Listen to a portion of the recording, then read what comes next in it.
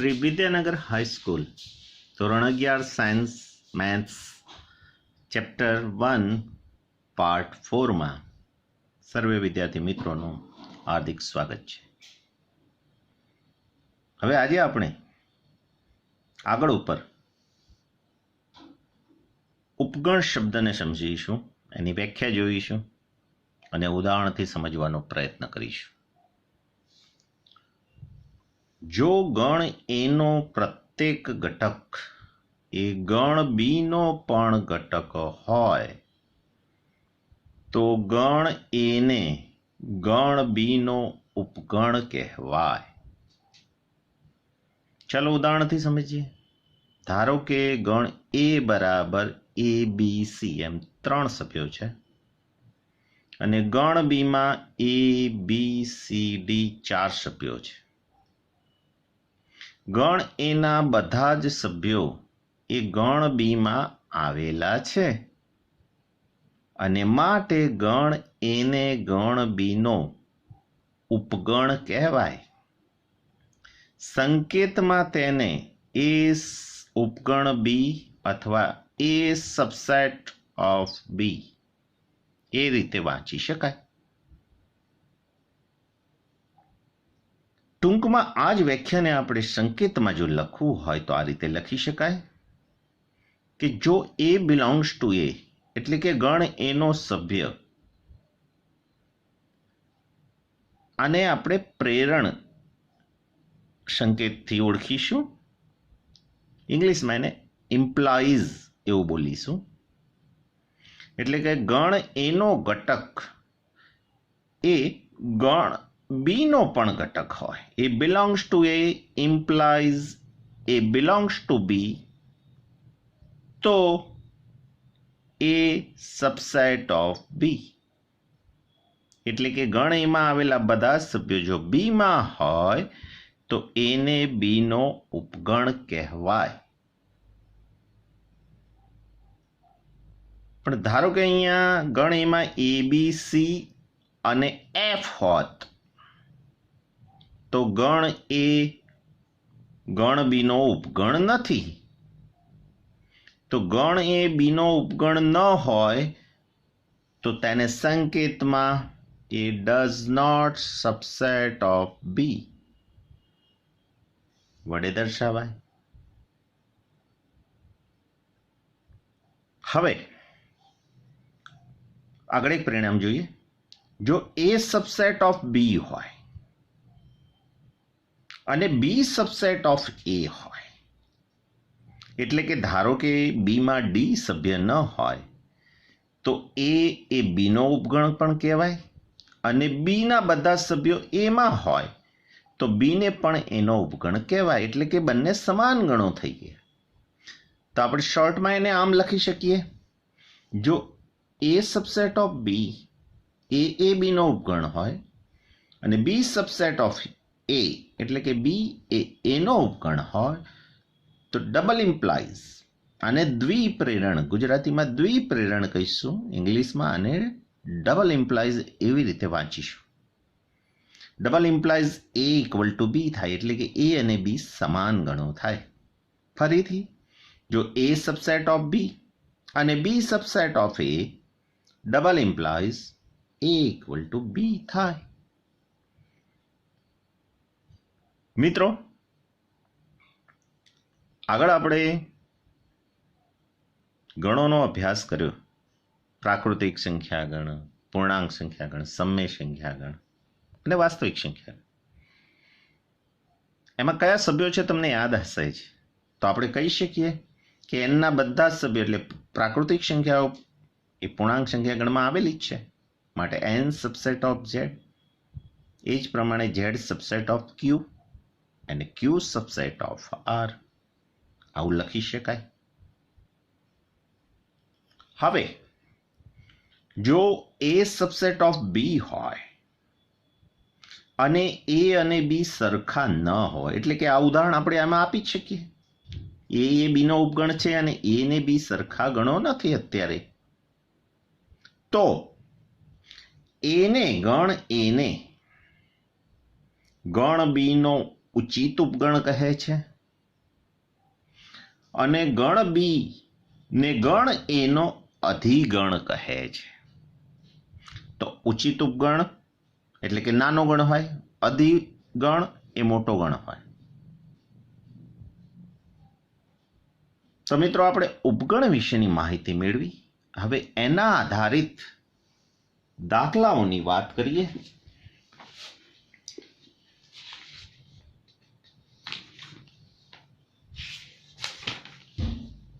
સ્વાધ્યાય 1.3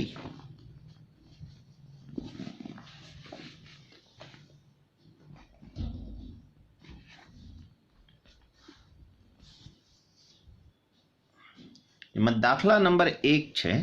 નીચેના વિધાનો સત્ય બને તે રીતે ખાલી જગ્યામાં સબસેટ અને ડઝ નોટ સબસેટ પૂરો. તો હવે વ્યાખ્યા તમે સમજી ગયા છો સબસેટ અને ડઝ નોટ સબસેટની. તો આપ ઇઝીલી કહી શકશો 2, 3, 4 આ ગણના સભ્યો આ ગણમાં આવેલા છે. તો હા, બધા જ સભ્યો આવેલા છે અને માટે આપણે લખી શકીએ સબસેટ એટલે કે આ ગણનો ઉપગણ છે. એબીસી એ બીસીડી એમાં આવેલો છે? તો ના, આમાં રહેલો એ ઘટક આમાં નથી, માટે ડઝ નોટ સબસેટ લખી શકીએ. ચલો, એક્સ એ તમારી શાળાનો ધોરણ 11નો વિદ્યાર્થી છે અને બીજો ગણ છે એક્સ એ તમારી શાળાનો વિદ્યાર્થી છે. ધોરણ 11નો વિદ્યાર્થી હોય એ શાળાનો વિદ્યાર્થી કહેવાય જ, એટલે કે અહીંયા સબસેટ લખી શકીએ. એક્સ કે જ્યાં એક્સ સમતલમાં વર્તુળ છે. બીજો ગણ છે એક્સ એ આ જ સમતલનું 1 એકમ ત્રિજ્યાવાળું વર્તુળ છે. તો સમતલના વર્તુળ તો ઘણા બધા હોઈ શકે, નાના મોટા. એકમ ત્રિજ્યાવાળું વર્તુળ એક જ હોઈ શકે. ધારો કે આ એકમ ત્રિજ્યાવાળું છે, તો આના સભ્યો બધા આમાં આવેલા હોય એવું શક્ય નથી. તો અહીંયા ડઝ નોટ સબસેટ લખી શકીશું. એ જ રીતે તમે આ વાત સમજી જ ગયા છો. સમતલમાં ત્રિકોણ છે અને સમતલમાં લંબચોરસ છે. કોઈ બી નાનો મોટો લંબચોરસ દોરો તો આના બધા જ સભ્યો લંબચોરસ પર આવેલા હોય એવું કહી શકાય નહીં. એટલે અહીંયા પણ ડઝ નોટ સબસેટ લખી શકાય. એક્સ કે જ્યાં એક્સ એ સમતલમાં સમબાજુ ત્રિકોણ છે. ધારો કે આ સમબાજુ ત્રિકોણ હોય અને એક્સ એ આ જ સમતલનો ત્રિકોણ છે. તો આ સમતલમાં ઘણા બધા ત્રિકોણો આવે, નાના મોટા. આ ત્રિકોણ પણ આવે, એટલે કે આ સમબાજુ ત્રિકોણ છે, સમતલનો ત્રિકોણ તો કહેવાય જ, એટલે કે એમાં આવેલો છે, તો સબસેટ લખી શકાય. એ જ રીતે એક્સ એ યુગ્મ પ્રાકૃતિક સંખ્યા છે, એટલે કે 2, 4, 6, 8 વગેરે. એક્સ એ પૂર્ણાંક સંખ્યા છે. પૂર્ણાંક સંખ્યામાં કઈ આવે તો 1, 2, 3, 4, 5, -1, -2 અને 0 પણ. તો આ બધી સંખ્યાઓ આમાં આવેલી છે, તો ઇઝીલી કહી શકાય આ સબસેટ આવશે. હવે મિત્રો આગળ બીજો દાખલો જોઈએ. નીચેના વિધાનો સત્ય છે કે અસત્ય તેની ચકાસણી કરો.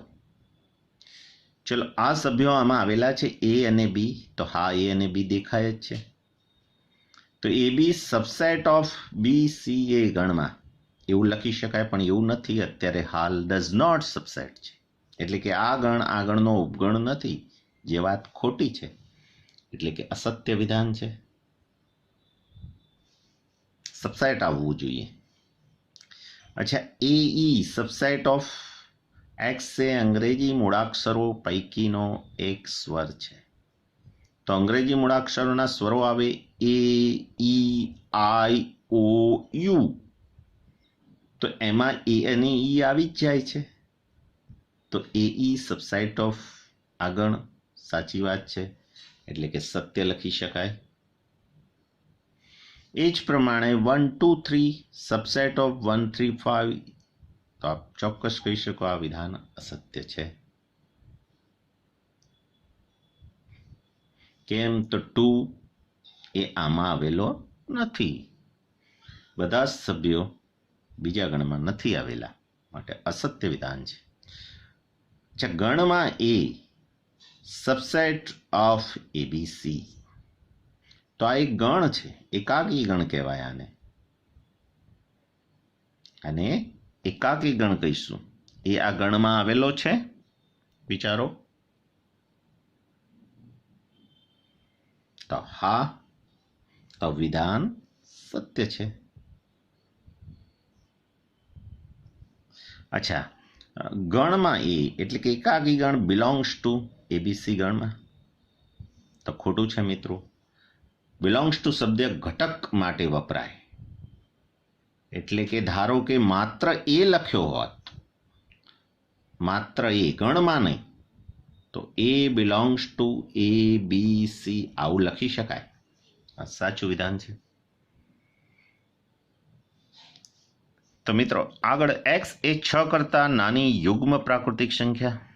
તો 6 કરતા નાની યુગ્મ કઈ આવે? 2 અને 4. અચ્છા, બીજો ગણ છે એક્સ એ 36નો અવયવ હોય. એક્સ એ 36નો અવયવ હોય તેવી સંખ્યાઓ. તો 36ના અવયવો જે 2 અને 4 કયા એ આવે? હા આવે. તો એ સભ્યો આમાં આવે જ છે, અને માટે આ પણ સત્ય વિધાન છે. તો એ પ્રમાણે દાખલો 3 તમે કરી શકશો. છતાં પણ આપણે જોઈએ ઝડપથી.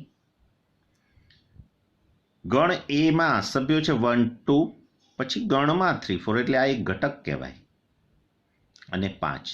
એટલે આમ તમારે ગણવા હોય તો 1 2 3 અને 4, 4 જ ઘટકો છે ગણ એમાં, એવું કહી શકાય.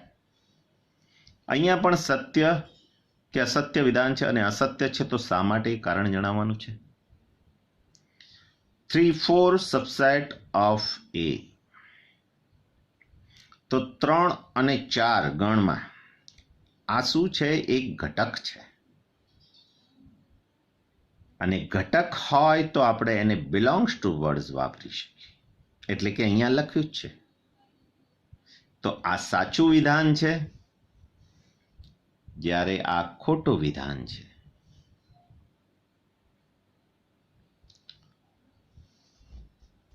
ચલો હવે 3 4 આ એક ઘટક છે, એને ગણમાં દર્શાવ્યો, અને કોઈ ગણ એ બીજા ગણનો ઉપગણ હોઈ શકે, અને માટે આ વિધાન સત્ય છે. આ વિધાન સત્ય છે. હવે આગળ જોઈએ. 1 બિલોંગ્સ ટુ એ. 1 એમાં આવેલો છે, તો હા સત્ય છે.